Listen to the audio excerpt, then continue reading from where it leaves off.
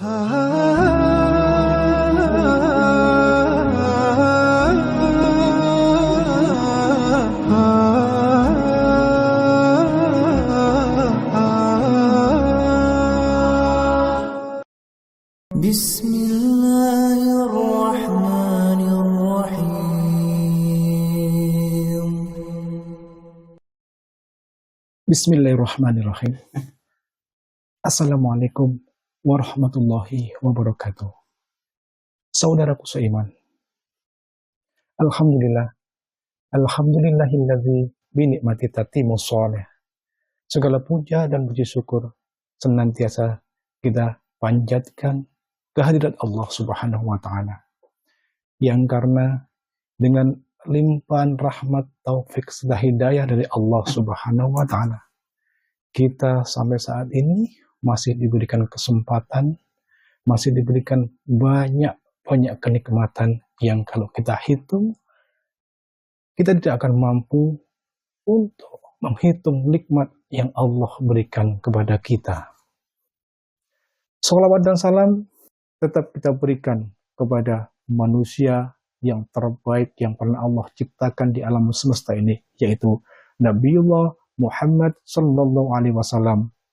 Berikut istri-istri beliau, putra-putri beliau, dan para sahabat beliau, yang karena dengan kegigihan beliau-beliau ini dalam menegakkan risalah Islam dan memperjuangkan risalah Islam ini, sehingga pada hari ini, saat ini kita masih bisa merasakan betapa nikmatnya dinul Islam, yang kita yakini bahwasanya agama ini adalah agama yang hak di mata Allah Subhanahu wa Ta'ala, dan kita yakini bahwasanya agama ini yang dapat menghantarkan kita menuju jannahnya Allah Subhanahu wa Ta'ala.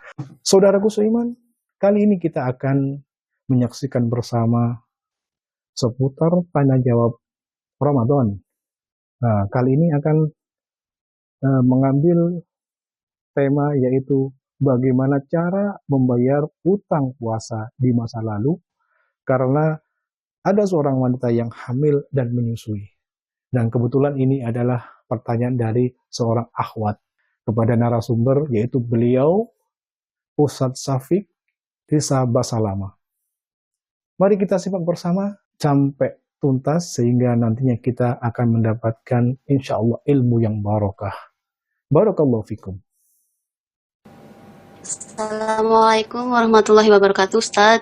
Assalamualaikum warahmatullahi wabarakatuh. Nah, tafadhali. Barakallahu fikum.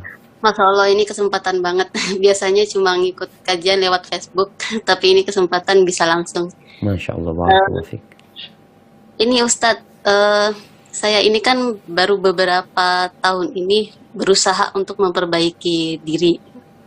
Jadi ternyata saya itu masih punya hutang-hutang puasa di masa lalu, yang mana saat itu ketika hamil anak pertama, terus menyusui, hamil anak kedua, dan menyusui, dan kalau di total itu jumlahnya Masya Allah banyak Ustadz gitu. Dalam setahun itu tidak selesai gitu. Dan itu akhirnya kan ketemu lagi Ramadan berikutnya, itu bagaimana caranya untuk membayar kafaratnya, maksudnya. Nah.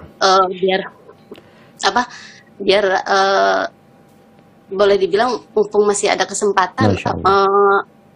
Tapi anti tahu berapa jumlah utang itu setelah anti total? Di atas 100-an Ustadz. Di atas 100, nggak banyak kalau gitu. Iya, yang maksudnya yaitu Ustadz, kadang iman. Iya, soalnya kan tadi anti sebutkan kalau puasa setahun nggak lunas, Masya Allah, berarti kan 300-an kalau setahun nggak lunas gitu. Iya, kan wanita itu kan ada masa haidnya juga Ustadz, maksudnya. Ya, anggap dikurangin haidnya 10 hari. Ya, kalau 20 hari puasa dalam sebulan, jadinya 200 nanti puasa. Nah, ya intinya sampai ketemu Ramadan ini masih belum lunas Ustadz. Maksudnya jadi bagaimana, apakah harus membayar fidyah itu bagaimana Ustadz? Siap, barakallahu fiki. Dan maaf Ustadz, apakah fidyah itu bisa dicicil? Maksudnya tidak dengan totalan yang banyak itu gitu maksudnya, dan dalam sehari itu dihitung berapa gitu Ustadz? Masya Allah. Jazakallahu khairan Siap, Ustaz. Masya Allah. Barakallahu fikum. Nah, alhamdulillah jamaah. Ana kalau dengar pertanyaan seperti ini, gembira hati ini. Karena dakwah yang sudah disampaikan oleh para guru-guru kita, baik itu di masjid-masjid atau di sekolah-sekolah atau via media, ternyata sampai. Sehingga ada orang yang sadar, yang dia merasa ana nih punya utang, yang mungkin selama ini nggak mikir, tapi setelah belajar dia jadi takut sama Allah Azza wa Jalla. Dan utang kepada Allah tentunya lebih pantas untuk dibayarkan. Bagaimana cara membayarnya tadi? Ketika tahu jumlahnya, alhamdulillah, itu sudah modal utama. Ketika tidak tahu dengan jumlahnya, maka dikira-kira. Kalau ketahuan jumlahnya anggap 100, utangnya itu 100.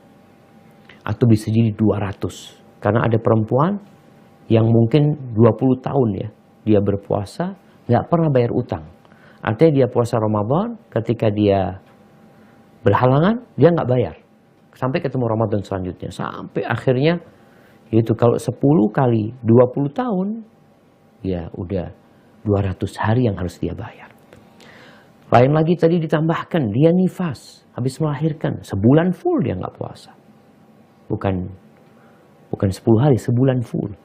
Atau karena tadi dia menyusui atau dia hamil. Bagaimana cara membayarnya?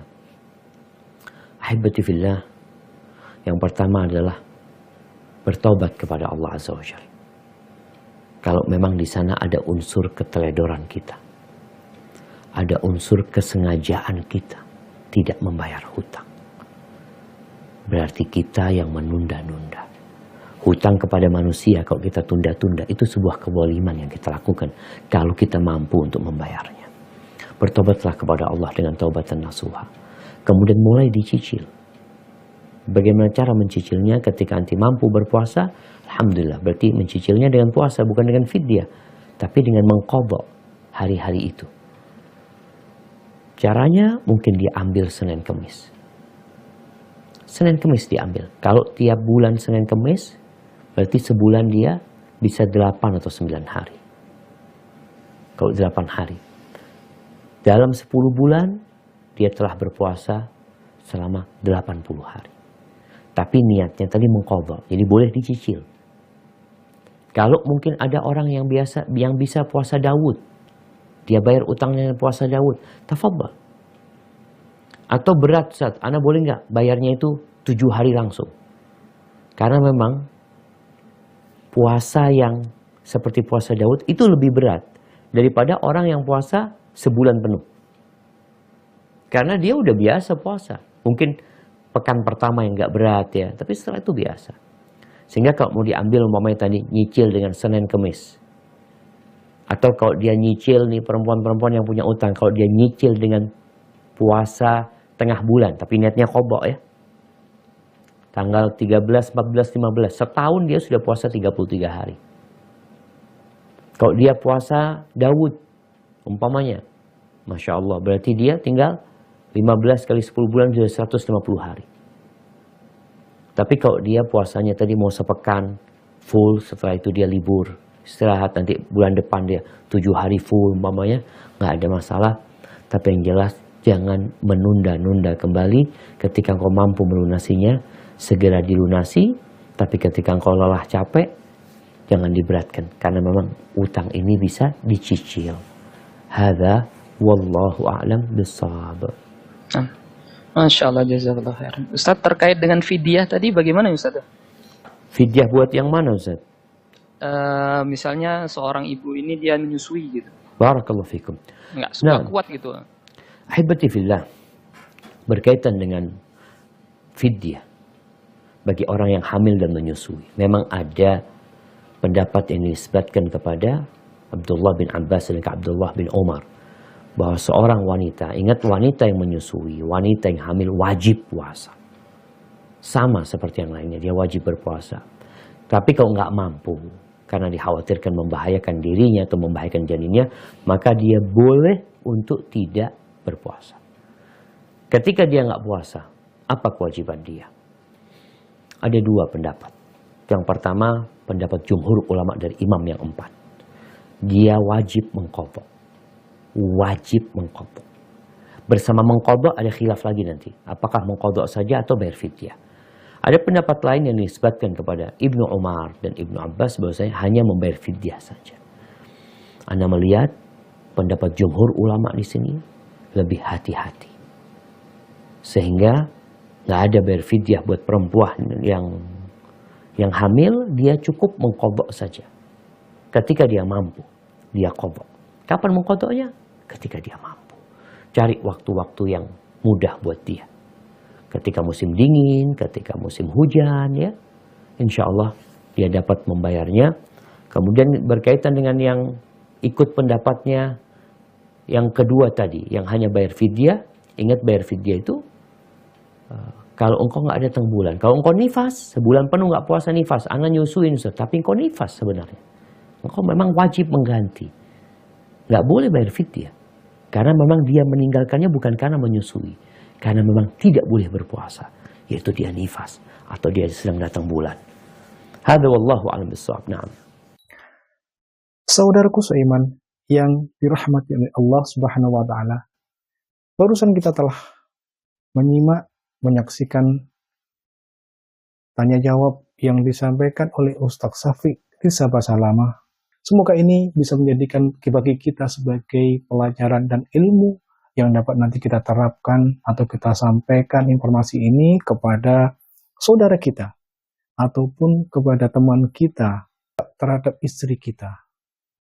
Dan semoga ilmu ini bisa bermanfaat bagi kita. Akhir kata, wassalamualaikum warahmatullahi wabarakatuh.